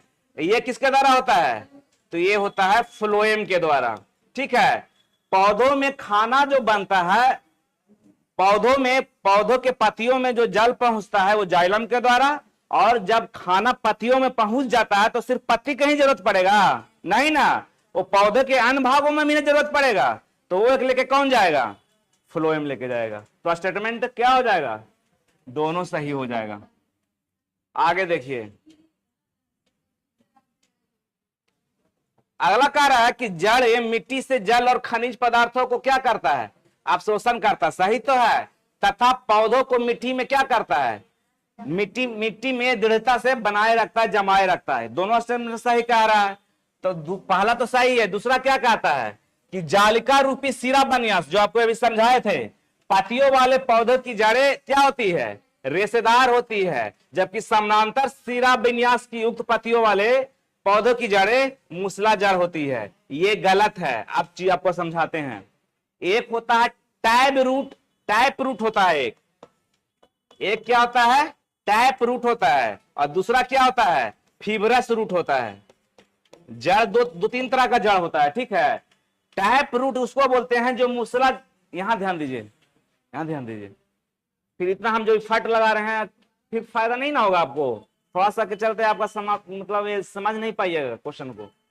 कह रहा है कि जालिका रूपी सिरा विन्यास युक्त पत्तियों वाले पौधे की जड़ें कैसे होती हैं, रेशेदार होती हैं। देखिए एक जड़ ऐसे होगा, देखिए ध्यान दीजिएगा। एक जो जड़ होगा, आप लोग ध्यान देते होंगे, पौधों को अगर उखाड़ते होंगे जमीन से तो ऐसे ऐसे रहेगा, बस इतना से ज्यादा नहीं रहेगा, ठीक है। और कोई पौधे का जो जड़ रहेंगे ऐसे रहेंगे।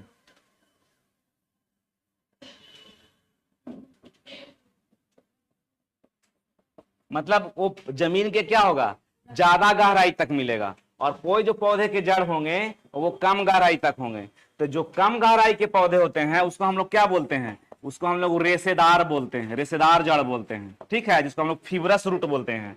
और कुछ जो होते हैं जो बहुत गहराई तक जाते हैं, जिसको हम लोग बोलते हैं टैप रूट बोलते हैं। हिंदी में हम उसको क्या बोलते हैं, मूसला जड़। क्या बोलते हैं, मूसला जड़।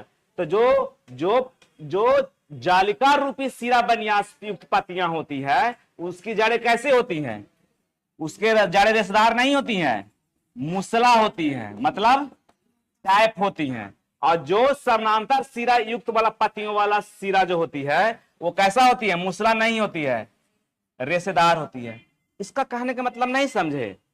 ये कह रहा है ना कि पत्ती जो होता है ना, पत्ती में है, कोई भी जो पत्ती को अगर लेते हैं हम तो उसमें हमको क्या मिलता है, क्या गया, जालिका रूपी और समानांतर रूपी दोनों चीज मिलता है। तो जो जालिका रूपी मतलब क्या हो गया, ऐसे ऐसे ऐसे ऐसे हमको क्या मिलेगा, छोटे छोटे छोटे छोटे छिद्र मिलेंगे, ठीक है। और एक जो पत्ती का होगा वो कैसे मिलेगा, ऐसे ऐसे मिलेगा, ठीक है। तो जो जालिका वाला होगा, जालिका रूपी वाला होगा, वो कैसा होगा, मूसला होगा। और जो समानांतर वाला होगा वो कैसा होगा, रेशा वाला होगा। ये इसका कहने का मतलब हो गया, ठीक है। तो इसका आंसर कौन हो जाएगा, ओनली 1। आगे देखिए, निम्नलिखित में से कौन एक रूट नहीं है, रूट कौन नहीं है, आलू। आलू क्या है, तना है, स्टेम है। सलजम बाकी क्या है, जड़ है, रूट है, मूली भी रूट है, और गाजर भी।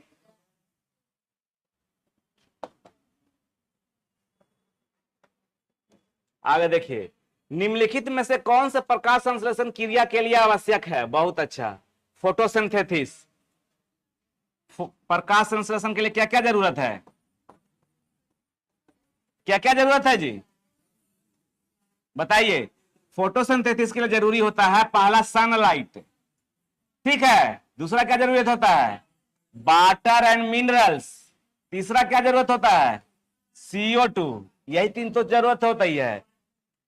तब बात, हाँ, चौथा क्लोरोफिल। क्लोरोफिल के बिना होगा कैसे, क्लोरोफिल, ठीक है। ये चार चीज प्रकाश संश्लेषण के लिए क्या है, जरूरी है। क्वेश्चन लगा के आपको देगा कि बताइए इनमें से कौन है जो प्रकाश संश्लेषण के लिए जरूरी नहीं है। तो उसमें एक ऑप्शन रहेगा आपका ऑक्सीजन, ठीक है। तो वो ऑक्सीजन नहीं होता, प्रकाश संश्लेषण के लिए ऑक्सीजन जरूरत नहीं है, ठीक है। तो आंसर हो जाएगा क्लोरोफिल, कार्बन डाइऑक्साइड, जल और प्रकाश, ठीक है। तो आंसर कौन हो जाएगा, 1 2 4 और 1 2 4 और 5। आंसर कौन हो जाएगा, सी हो जाएगा, ठीक है। आगे देखिए, प्रकाश संश्लेषण में क्या बनता है जी, तो कार्बन डाइऑक्साइड का कितना मोल हो सकता है, इक्वेशन ही पूछ देते, इक्वेशन ही बता देते हैं। कार्बन डाइऑक्साइड का कितना मॉलिक्यूल और जल का कितना मॉलिक्यूल, 12, ठीक है। इसको जब आपस में मिलता है किसके उपस्थिति में, सनलाइट की प्रेजेंट में, उपस्थिति में, तो क्या बनाता है? क्या बनाता है? C6H12O6। ठीक है, इसी को हम लोग क्या बोलते हैं? ग्लूकोज बोलते हैं। ठीक है, या स्टार्च कुछ भी बोल सकते हैं। प्लस क्या बनाता है? 6H2O। और क्या बनाता है? Very good. ठीक है, तो ये भी इक्वेशन आपको क्या करना है? याद करके रखना है। ठीक है, आगे देखिए। ये हो गया क्या?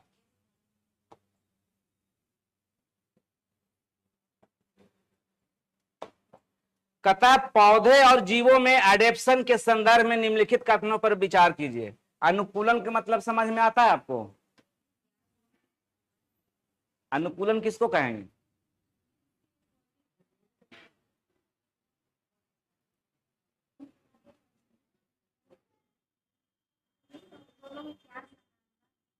नहीं, अनुकूलन, अनुकूलन किसको कहेंगे?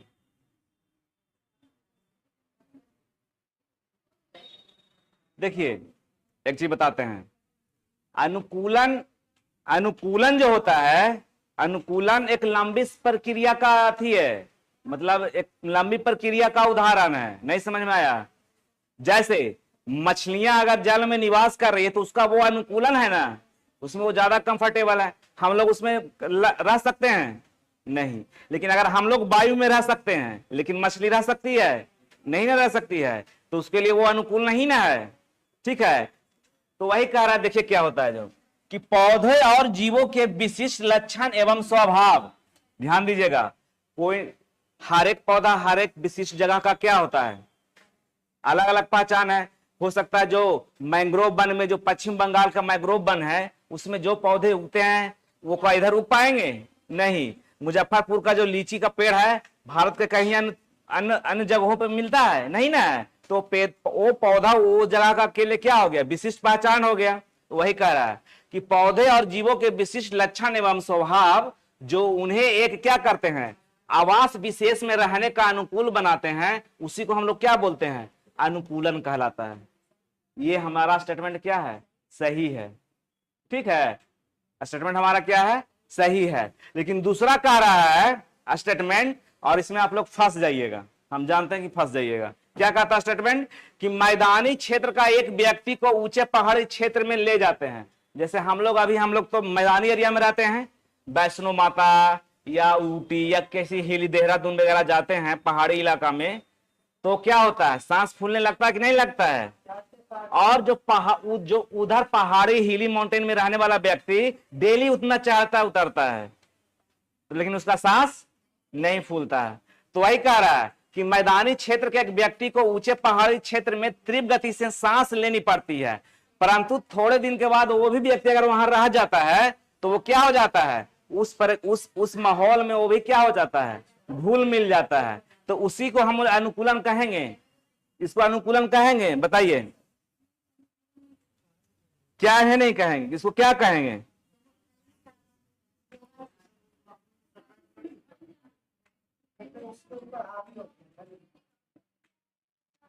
हाँ, इसको हम होते हैं ढल जाना। ये तुरंत ना हो गया, कुछ ही दिन में ना हो गया। और हमने बताया था कि अनुकूलन कई वर्षों के बाद होता है। ठीक है, हाँ, समय लगता है उसके लिए। तो ये हमारा क्या हो गया? गलत हो गया। तो स्टेटमेंट कौन सा हो जाएगा सही? एक सही हो जाएगा। आगे देखिए,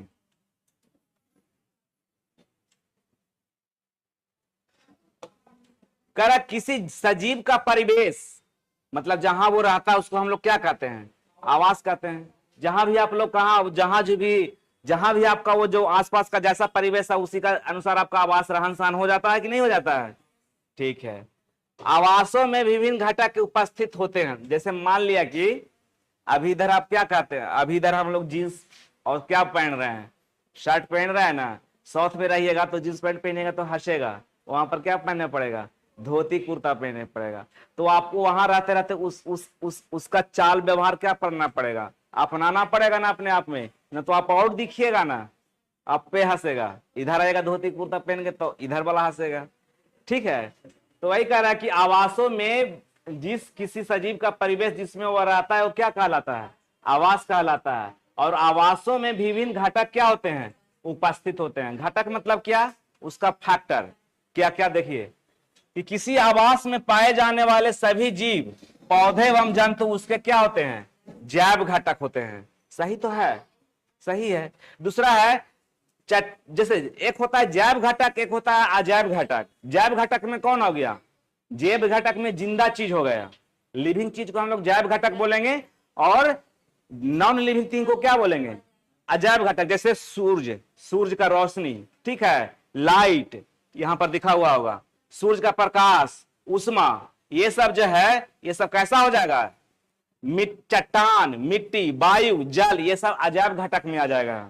हमने क्या बताया, क्वेश्चन आता है बहुत बार कि अजैव घटक जैव घटक किसको कहते हैं, इसमें कौन अजैव घटक है कौन जैव घटक है। तो एक चीज याद रखिएगा रहेगा, तो लिविंग थिंग जिसको रहता है उसको हम लोग जैव घटक बोलते हैं, और नॉन लिविंग थिंग को क्या बोलते हैं, अजैव घटक बोलते हैं। इतना ही चीज समझ लीजिए। तो हमें यहाँ कह रहा है कि किसी आवास में हम यहाँ रह रहे हैं तो कोई हम ही सिर्फ रह रहे हैं।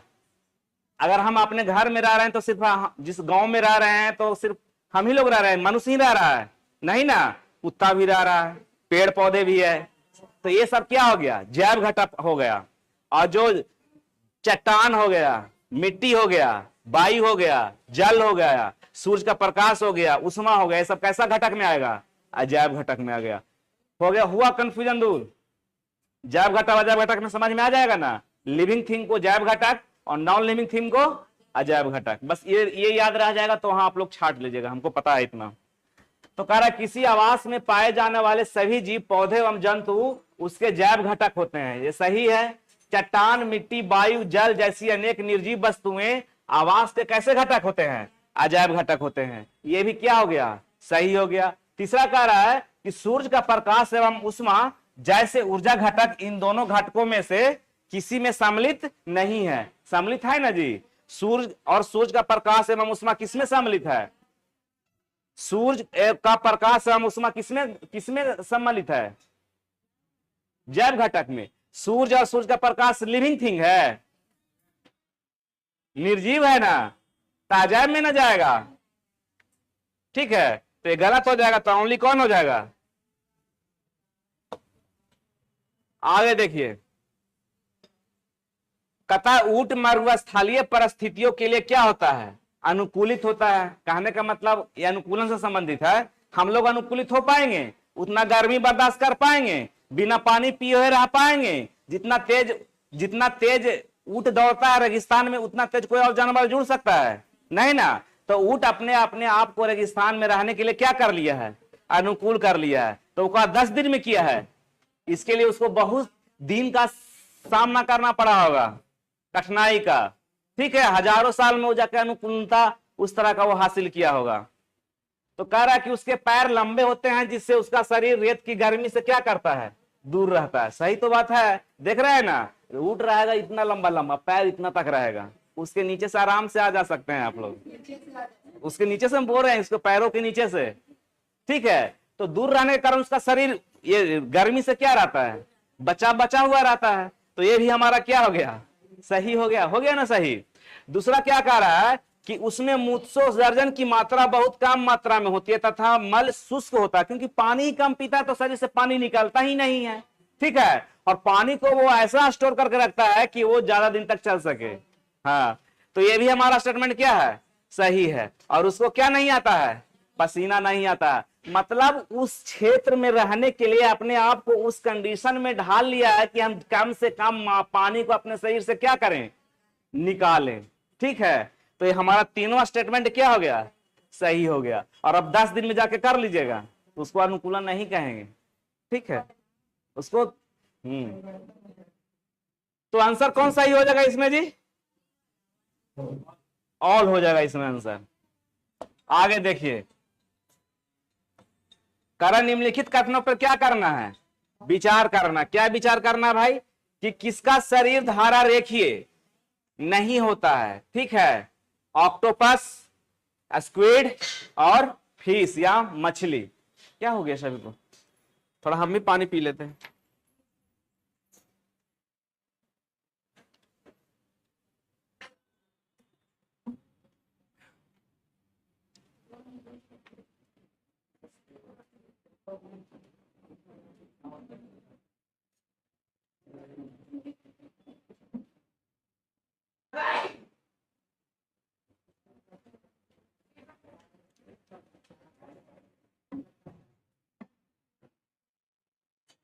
8 क्लास के बाद इसमें पढ़ने में मजा आएगा, 7 क्लास के बाद, 6-7 के बाद। आ गए सब लोग? इधर देखिए, धारा रेखीय मतलब होता है लोकोमोशन, ठीक है। कहता है कि निम्नलिखित पर विचार कीजिए, किनका शरीर धारा रेखीय नहीं होता है? तो किसका नहीं होता है? ऑक्टोपस और स्क्विड, मछली का धारा रेखीय होता है। धारा रेखीय हो, इसका शरीर धारा रेखीय या लोकोमोशन होने के कारण ही ये जल में आसानी से क्या कर पाता है? तैर पाता है, ठीक है। तो आंसर कौन हो जाएगा? 2 और 3। क्वेश्चन पूछेगा कि मछली किस कारण जल में तैर पाती है आसानी से, क्योंकि उसका बोलिएगा कि उसका शरीर जो होता है क्या होता है? लोकोमोशन होता है, मतलब धारा रेखीय होता है, ठीक है। आगे देखिए, कर निम्नलिखित कथनों पर कर किसमें श्वसन के लिए क्या होते हैं? गिल या क्लोम नहीं होते हैं? किसमें नहीं होते हैं? क्लोम या गिल?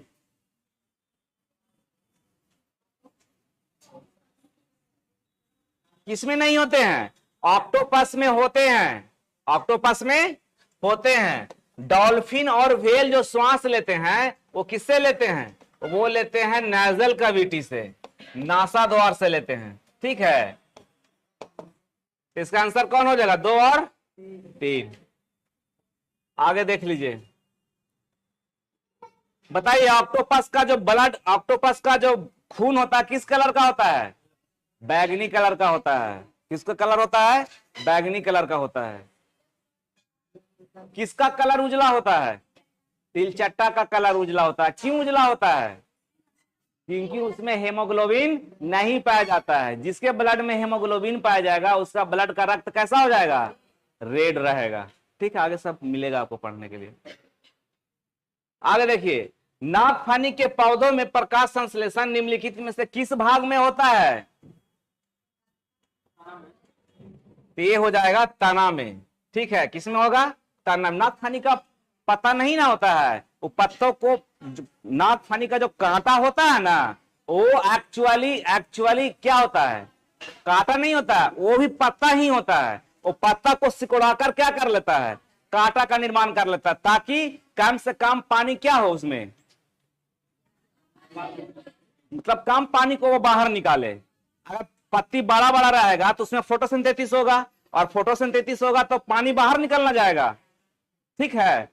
इसी कारण, और नागफनी में जो ऐसे देखते हैं ना, ऐसे ऐसे रहता है, तो ये जो तना वाला भाग होता है ना, इस तरह के, इसमें कांटा ऐसे निकला रहता है, तो कांटा में नहीं होता, ये तना वाला जो भाग होता है ना, उसी से उसका क्या होता है?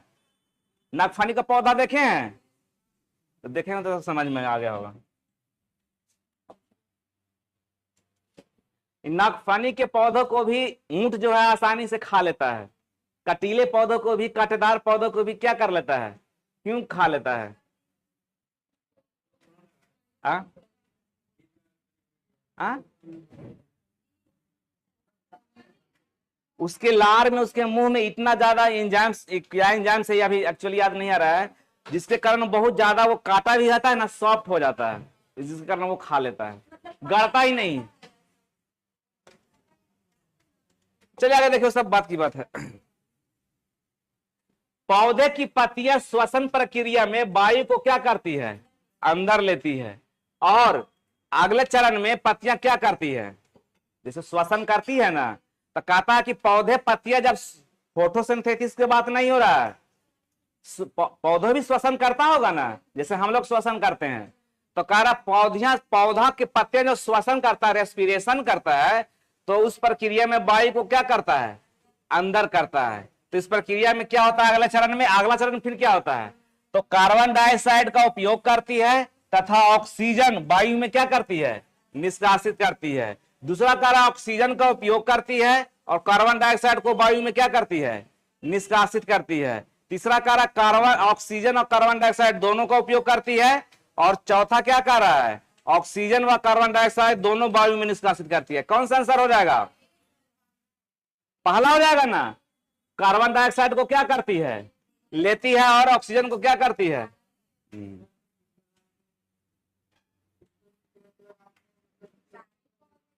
हाँ,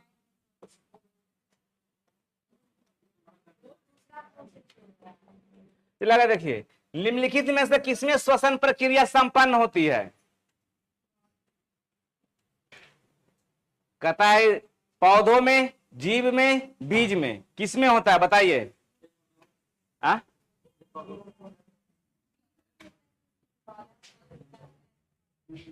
इसका आंसर सभी होगा। पौधा भी श्वसन करता है, जीव भी श्वसन करता है, और क्या करता है? बीज भी श्वसन करता है। कैसे करता है तो देख लीजिए, गेहूं का बोरी देखे हैं, वो गर्म होता है, रहता है कि नहीं रहता है? अगर बीज का बोरी गर्म है, समझिए कि आपका अनाज क्या है? सुरक्षित है, क्योंकि बीज के द्वारा श्वसन प्रक्रिया करने के कारण जो वो क्या होता है, वो बोरा का टेम्परेचर क्या हो जाता है?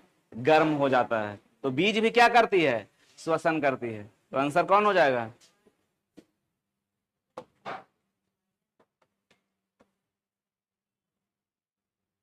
ओह,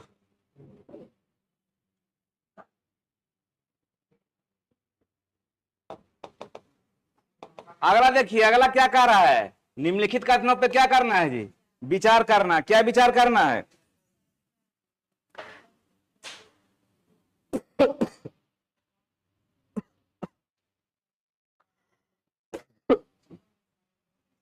कह रहा है उत्सर्जन। उत्सर्जन मतलब क्या हो गया? किसी भी अपशिष्ट पदार्थ क्या करता है? बाहर निकालना। उद्दीपन के प्रति अनुक्रिया। उद्दीपन के प्रति अनुक्रिया का मतलब क्या समझे आप लोग? जैसे समझिए कि आपको कांटा चुभा, तो क्या करते हैं आप लोग? कुछ ना कुछ आप प्रक्रिया करते हैं ना।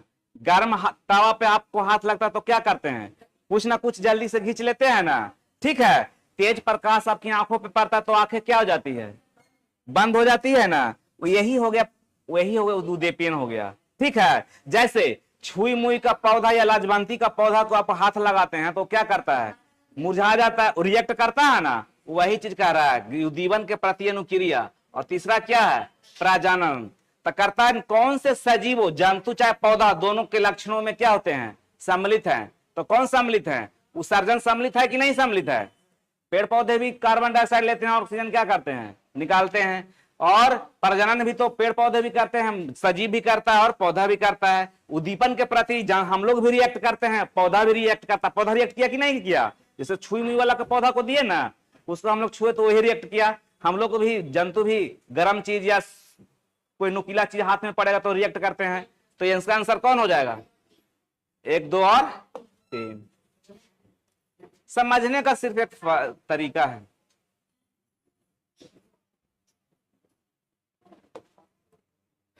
कह रहा है बाष्पन, बाष्पोत्सर्जन और संघनन, 3 गो वर्ड दिया हुआ है। ठीक है, और नीचे इसका क्वेश्चन दिया हुआ गया है कि उपयुक्त में से किन कारण या किन कारणों में से बर्फ युक्त जल से भरे गिलास की बाहरी सतह पर जल की छोटी बूंदे क्या हो जाती है? एकत्रित हो जाती है। आप लोग कभी गौर करे होंगे, अगर गिलास, कांच का गिलास है, उससे ठंडी ठंडी आप क्या कीजिएगा? पानी लीजिएगा, तो गिलास के दीवारों पे छोटी छोटी छोटी क्या हो जाती है? बूंदे आ जाती है। कैसे आ जाती है? किसके कारण होती है? बाष्पन के कारण, बाष्पोत्सर्जन के कारण, या संघनन के कारण? संघनन को हम लोग बोलते हैं कंडेंसेशन। क्या बोलते हैं? कंडेंसेशन। बाष्पोत्सर्जन को क्या बोलते हैं? ट्रांसपीरेशन। ठीक है, और बाष्पन को क्या बोलते हैं? वेपोराइजेशन। ठीक है, अब बताइए तो कौन हो जाएगा? चूंकि होता क्या है कि जैसे ही हम ठंडा पानी कांच के गिलास में रखते हैं तो कांच का गिलास क्या हो जाता है? ठंडा हो जाता है। और जब पवन का वायु, मतलब वायु उससे क्या होती है?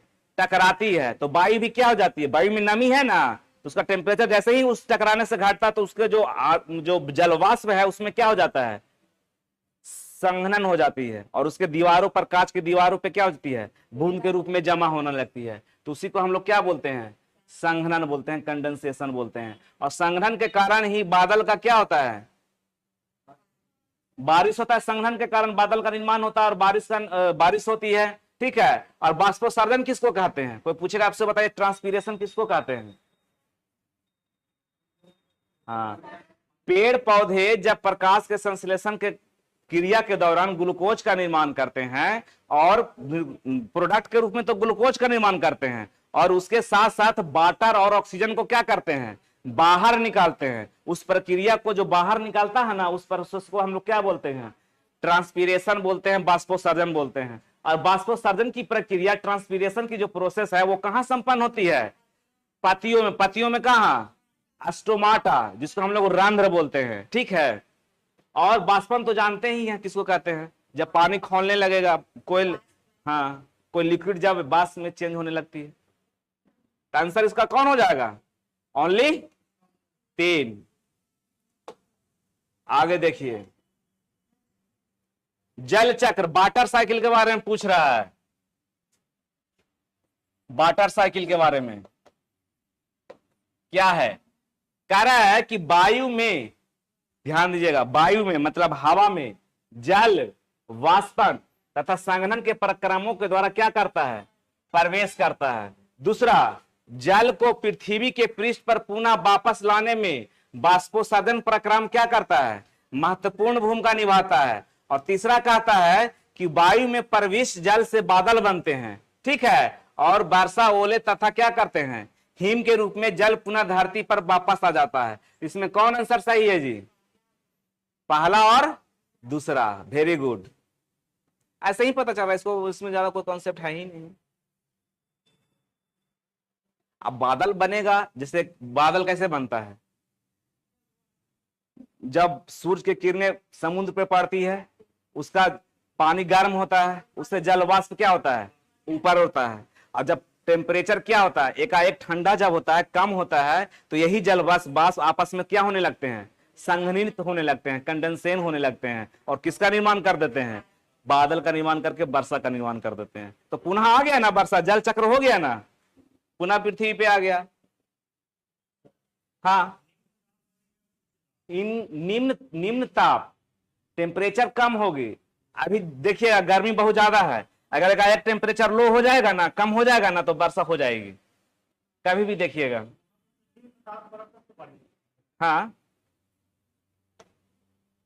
आगे देखिए, वर्षा का जल एकत्र करने को हम लोग वर्षा जल संग्रहण कहा जाता है। सही तो है ये, ठीक है। अगला कहता है, समुद्रों और महासागरों के जल में बहुत से लवण घुले होते हैं, जिससे जल क्या होता है? खारा होता है और पीने योग्य नहीं होता है। दोनों ही स्टेटमेंट क्या हमारा है? सही है। धरती पर कितना परसेंट पानी है जी? 1/3 पानी है। लेकिन जो पीने वाला पानी है, मीठा पानी है, जिसका प्रतिशत कितना है? लगभग 2% से भी कम है। पीने वाला जो पानी है कितना है? 2% से भी कम है, सोच लीजिए। और जनसंख्या दिन ब दिन क्या होते जा रही है? बढ़ती ही जा रही है। और हम लोग वाटर को बेहिसाब क्या कर रहे हैं? बहा भी रहे हैं, बर्बाद भी कर रहे हैं। जो नहाना चाहिए 1 बाल्टी से, जो 10 बाल्टी से नहा देते हैं, ठीक है। कपड़ा भी धोते हैं बहुत ज्यादा। चलिए, ये क्या आ गया? राइम राइम राइम नहीं, राइम नहीं है था बच्चों का, पोएम वाला राइम। हाँ, rime of the ancient mariner कविता के रचयिता कौन है? अब ऐसा आंसर दे दिया है, एसटी कोलरिज। कोलरिज ही है, ठीक है। ये हो गया एसटी कोलरिज, ठीक है। इस राइम में क्या बताया गया जानते हैं? क्या होता है कि समंदर में एक नाविक का नाव क्या होता है? हो जाता है, ठीक है। और उसका जो स्ट्रगल वापस पृथ्वी पे जो आता है, स्ट्रगल जो करता है, उसकी इसको घटनाएं क्या की गई है? बताई गई है, ठीक है। कहने का मतलब है, महासागर में नाव खो जाता है, उसका नाविक कैसे फिर वापस आता है, या महासागर में कैसे वो सरवाइव करने के लिए स्ट्रगल करता है, उसके बारे में कहानी लिखी गई है। जिसके जिसके कौन है रचयिता? ST Coleridge. हो सकता है एनसीईआरटी का क्वेश्चन है, उठा कर दे ही दे कि बताइए जी, rime of the ancient mariner की कविता के रचयिता कौन है? अभी अगर नहीं, जो एनसीईआरटी पढ़ा हुआ रहेगा तो खोजते रहेगा कहां से क्वेश्चन दे दिया है।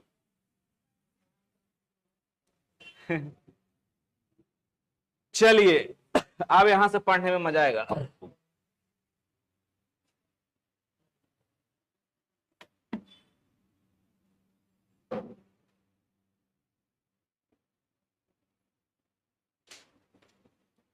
आगे क्या है?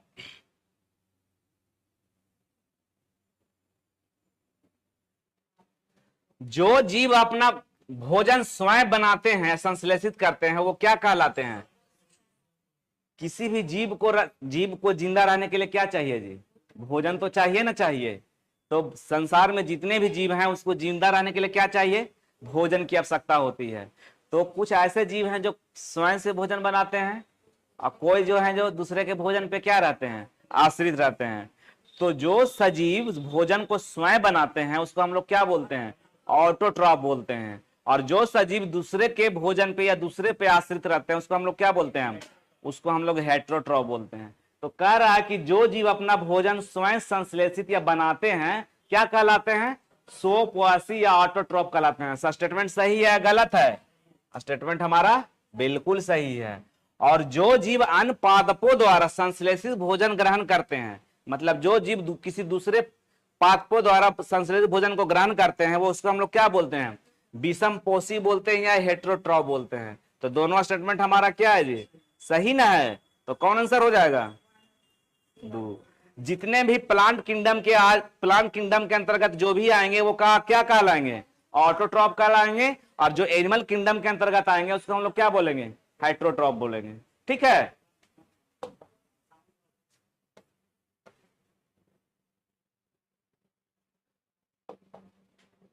कहता निम्नलिखित में से किन्हें पादप की खाद्य फैक्ट्रियां कहा जाता है? मतलब फूड ऑफ प्लांट फूड, मतलब जहां पर पादप पेड़ पौधे खाना कहां बनाते हैं? ठीक है, तो पत्तियों में ना बनाते हैं जी। तो पत्तियों को ही ना हम लोग बोलेंगे। किचन हाउस ऑफ प्लांट किसको बोलते हैं? पत्तियों को ही बोलते हैं। वहीं पर मतलब बनता है खाना। तो कौन सा आंसर हो जाएगा? ओनली। जो जहां जहां समझाने वाले वहां समझा रहे हैं। कह रहा है कि निम्नलिखित में से प्रकाश संश्लेषण के लिए आवश्यक है। फिर आ गया वही क्वेश्चन। तो फोटोसिंथेसिस के लिए क्या क्या आवश्यक है? क्लोरोफिल, ठीक है, और सूरज का प्रकाश ये भी जरूरी है, और जल भी जरूरी है, और कार्बन डाइऑक्साइड भी जरूरी है। यानी 1 2 3 4। क्लोरोफिल के कारण ही पत्तियों का रंग क्या होता है? हरा होता है। क्वेश्चन जब आपसे अगर पूछेगा कि प्रकाश संश्लेषण केवल पत्तियों में होता है, नहीं, जहां भी पेड़ पौधे के अन्य भागों में हो सकता है। जहां पे मान लीजिए कोई हरा वाला भाग हो, पेड़ पौधे के जहां जहां हरा वाला भाग होगा वहां वहां क्या हो सकता है? प्रकाश संश्लेषण हो सकता है। तो क्वेश्चन का क्या डिमांड है उसके अनुसार समझ के आपको क्या कर लेना है? टिक आउट कर लेना है। और क्लोरोफिल के अंदर कौन सा तत्व पाया जाता है जी? मैग्नीशियम। क्लोरोफिल में क्या पाया जाता है? मैग्नीशियम। ठीक है।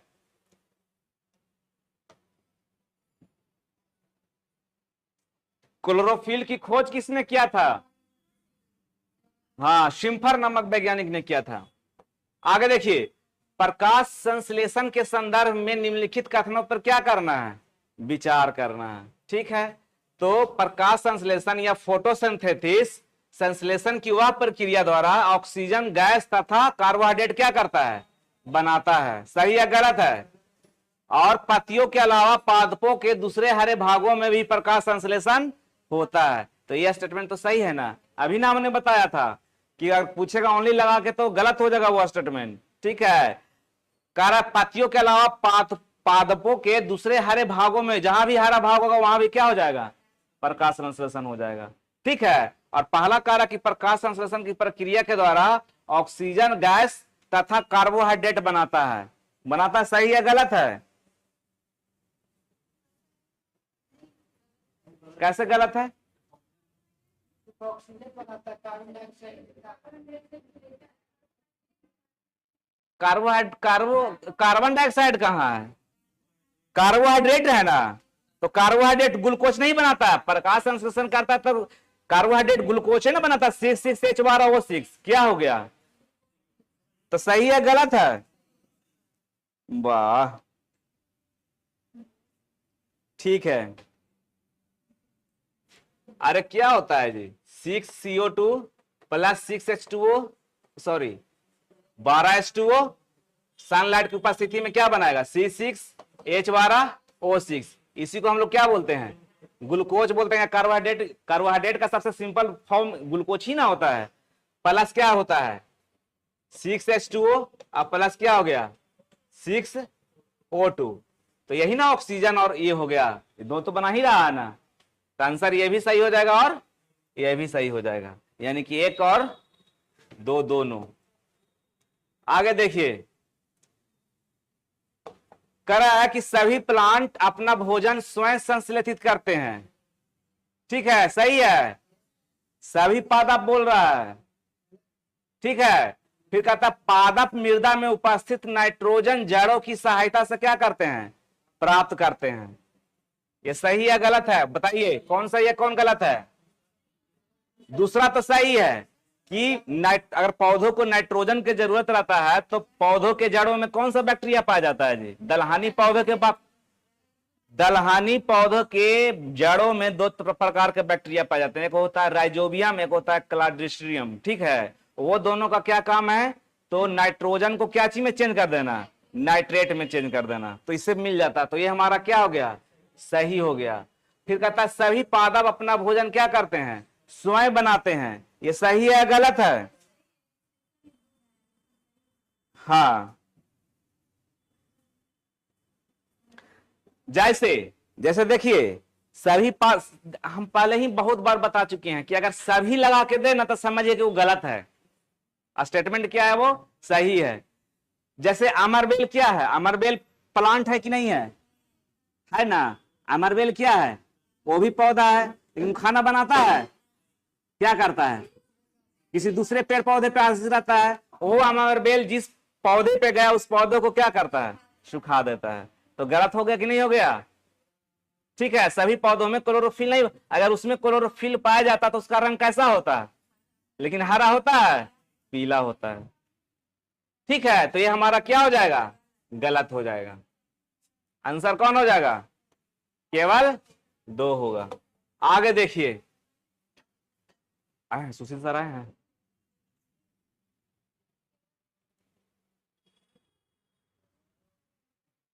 देखिए कह रहा कि निम्नलिखित में से बहुत क्वेश्चन पूछता है ये वाला कि निम्नलिखित में से पादप कौन पादप है जो कीटों को पकड़कर क्या करता है, खाता है। मतलब कीड़ों मकोड़ों को खाने वाला कौन सा पौधा है, उसको हम लोग बोलते हैं घटपर्णी, या इंग्लिश में इसको हम लोग क्या बोलते हैं,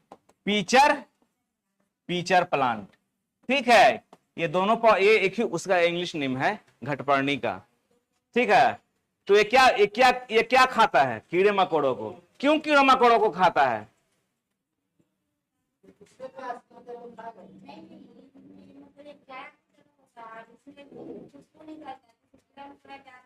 ठीक है, वो पत्ते घड़े की तरह होते हैं, अपना वो स्मेल निकालता है, तो कीड़ मकोड़ा अट्रैक्ट होकर आता है, जैसे ही उसमें जाता है तो वो उसमें बंद हो जाता है। तो खाता कैसे, जैसे हम लोग मीट मछली खाते हैं उस तरह का खाता है।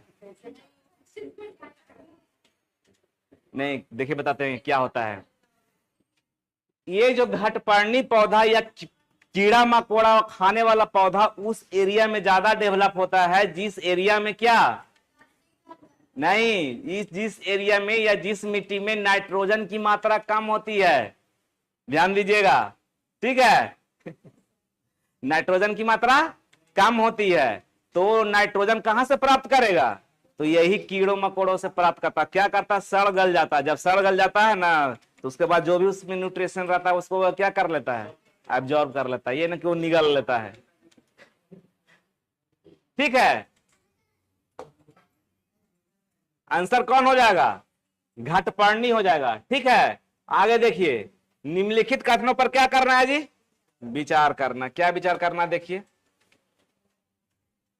वह पोषण जिसमें कुछ जीव एक दूसरे के साथ रहते हैं तथा अपना आवास एवं भोजन एक दूसरे के साथ क्या करते हैं, बांटते हैं, क्या कहलाते हैं, वो सिम्बायोटिक रिलेशनशिप में रहते हैं।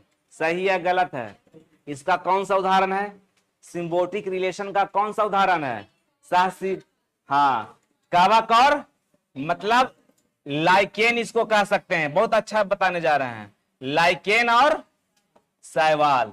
लाइकेन और शैवाल जो होता है एक दूसरे के साथ किस रिलेशन में रहता है, ये रहता है सिम्बायोटिक रिलेशन में। सिम्बायोटिक रिलेशन मतलब जिसको हिंदी में बोलते हैं सहजीवी संबंध।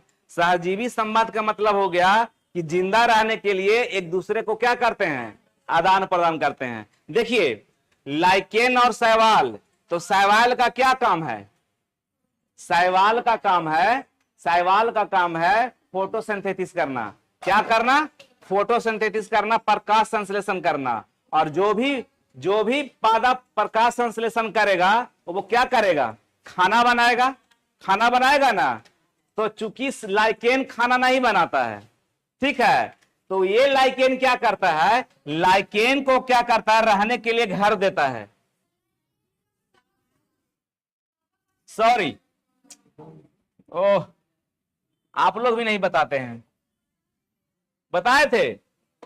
लाइकेन जो होता है वो कैसा रिलेशन में रहता है, सिम्बोटिक रिलेशन में रहता है, ठीक है। और लाइकेन जो होता है किस किस से मिलकर बनता है, तो वो कवक से मिलता है और किससे मिलता है, शैवाल से मिलकर बनता है। देखिए दिमाग में हमारा वही था वो, ठीक है। तो शैवाल क्या करता है, प्रकाश संश्लेषण करके क्या बनाता है, भोजन बनाता है। और कवक के पास भोजन करने के लिए किसी दूसरे पे आश्रित रहता है, ठीक है। तो कवक में दो तीन चार गुण, बहुत सुंदर सुंदर गुण है। क्या है कि कवक के पास इसको, शैवाल को रहने के लिए क्या देता है, घर देता है, ठीक है। क्या देता है, घर देता है। और प्रकाश संश्लेषण करने के लिए पानी चाहिए ना, बिना पानी को तो फोटोसिंथेसिस होगा नहीं। तो कवक में बहुत ज्यादा मात्रा में पानी एब्जॉर्ब करने की क्षमता होती है, तो इसको रहने के लिए घर देता है, जल देता है। और ये जब खाना बनाता है तो इसको क्या करता है, इसको देता है। तो एक दूसरे की जरूरत को पूरा किया कि नहीं किया, किया ना। तो इस दोनों को हम लोग बोलते हैं सिम्बोटिक रिलेशन, ठीक है। और सिम्बोटिक रिलेशन आगे देखिएगा रहेगा कहां कहां जाए। तो वह पोषण जिसमें कुछ जीव एक दूसरे के साथ रहते हैं तथा अपना आवास एवं भोजन एक दूसरे के साथ बांटते हैं, सहजीवी संबंध यानी कि सिम्बोटिक रिलेशनशिप कहलाता है। ये हमारा स्टेटमेंट क्या हो गया, सही हो गया। दूसरा कह रहा है कि वह पोषण जिसमें जीव किसी मृत एवं विघटित जैविक पदार्थों से क्या करते हैं, पोषण प्राप्त करते हैं, मृत जीवी या सैप्रोट्रोपिक न्यूट्रिशन कहलाता है। देखिए ठीक है, जैसे देखिए हमने क्या बताया था कि सजीव, कुछ ऐसे सजीव होते हैं, कुछ ऐसे सजीव होते हैं जो खुद से क्या करते हैं, खाना बनाते हैं, उसको हम लोग क्या बोलते हैं, ऑटोट्रॉफ होते हैं। और कुछ ऐसे सजीव होते हैं जो खाना के लिए क्या करते हैं, दूसरे पे डिपेंड होते हैं, उसको हम लोग क्या बोलते हैं, हेट्रोट्रॉफ बोलते हैं। तो हेट्रोट्रॉफ वाला जो भी जीव होगा उसका भी खाना कितने प्रकार से होता है, 3 तरह से होता है। जो भी हेट्रोट्रॉफ सजीव होते हैं वो अपना खाना कितने तरह से करते हैं, 3 तरह से। पहला होता है मृतोपजीवी, दूसरा होता है परजीवी, और तीसरा क्या होता है, समभोजी। क्या होता है, समभोजी। जो जीव सड़े गले पदार्थों पर निर्भर रहते हैं उसको हम लोग मृतोपजीवी कहते हैं। जो जीव डाइजेशन की प्रक्रिया को फॉलो करते हैं, मतलब भोजन को निकालते हैं, चबाते हैं, उसमें एंजाइम के द्वारा उसको पचाते हैं, उसको हम लोग समभोजी बोलते हैं, हैलोजोइक बोलते हैं। जैसे जीव जंतु हम लोग हैं। और कुछ ऐसे जो होते हैं किसी दूसरे पे डिपेंड रहते हैं, नहीं समझे, जैसे वायरस, बैक्टीरिया, जू, खटमल, मच्छर, ये सब डायरेक्ट क्या रहते हैं, किसी दूसरे पे डिपेंड रहते हैं, ठीक है। तो वही कह रहा है कि वह पोषण जिसमें जीव किसी मृत एवं विघटित जैविक पदार्थों से क्या होते हैं, पोषण प्राप्त करते हैं, उसको हम लोग क्या बोलते हैं, मृतजीवी पोषण या सैप्रोट्रोपिक कहलाते हैं। तो दोनों हमारा स्टेटमेंट सही है या गलत है, सही ना हो गया। अब क्वेश्चन आपसे पूछेगा कि बताइए जो हेट्रोट्रॉफ होते हैं उसका भोजन, उसका न्यूट्रिशन कितने प्रकार से होता है, 3 प्रकार से। पहला मृतोपजीवी, दूसरा क्या हो गया, समभोजी जिसको हाइलोजोइक बोलते हैं, और तीसरा क्या हो गया, पैरासिटिक। क्वेश्चन पूछेगा कि बताइए कवक जो है हाइलोजोइक है, सैप्रोफिजिक है या पैरासिटिक है, मृतोपजीवी है। कवक क्या है, मृतोपजीवी है, ठीक है। आगे देखिए,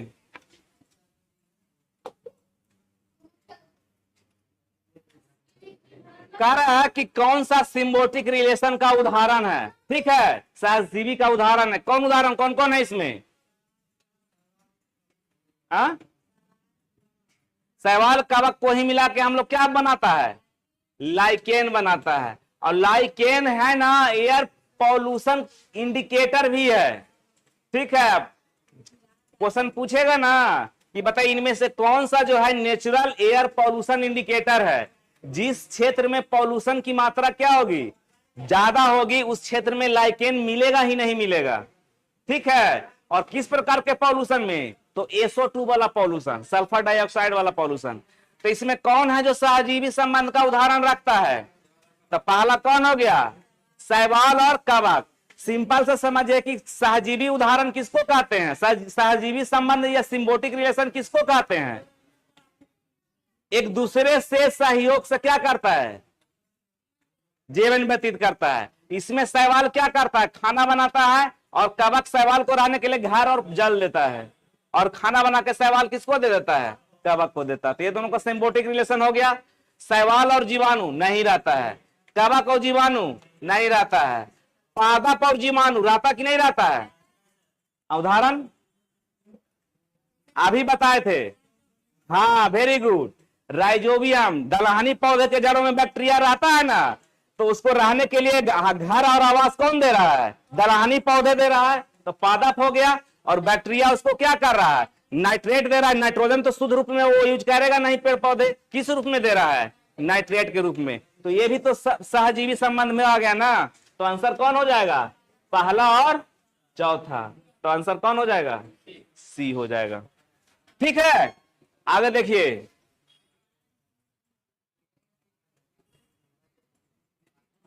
हाँ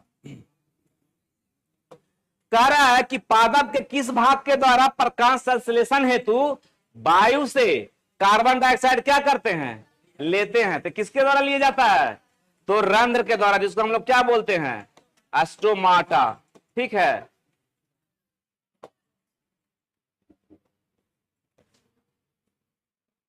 ये हमारा क्या होता है जी, ये हमारा मान लिया कि लीफ है।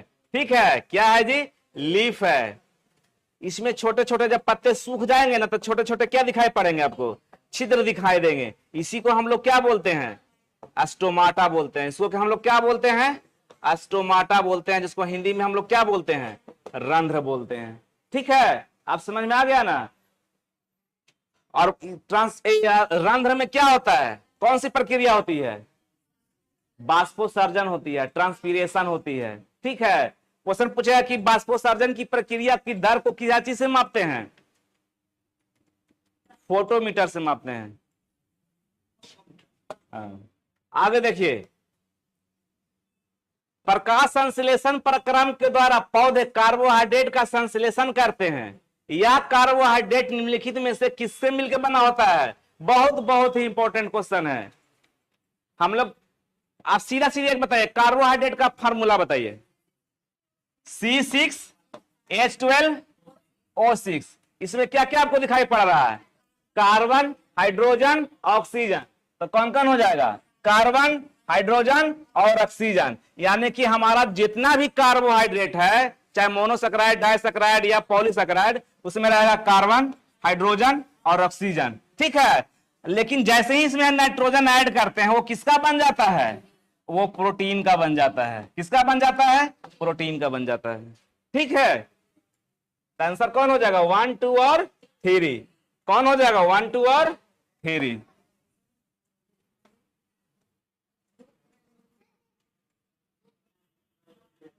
दालों की फसल के संबंध में निम्नलिखित कथनों पर विचार करना है।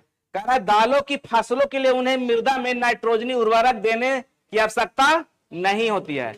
ऐसे भी देखते हैं कि समान रूप से जो भी फसल हम उगाते हैं, तो उसमें हम लोग खाद का प्रयोग करते हैं ना।